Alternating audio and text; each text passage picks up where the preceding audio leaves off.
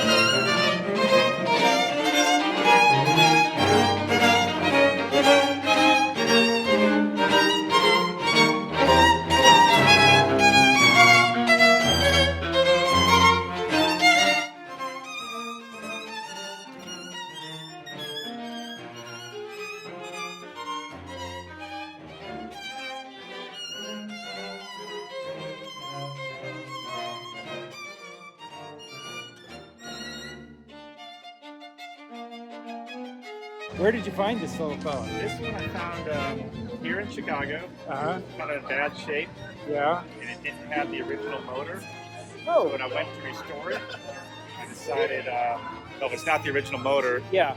Let's put an electric one in it. So it's cool. I converted it to full electric. Wow. Yeah. So I had to do a lot of rework in the rear end, but yeah. Where do you keep the extension cord? All right. In all seriousness, it's I kind of kept the gas cap, but it's got the charger and the Oh, on-off nice. switch. Oh, definitely. I've got to show them this. This is fantastic. Yeah. And I can I'll open this up. See it. 1975. Oh yeah.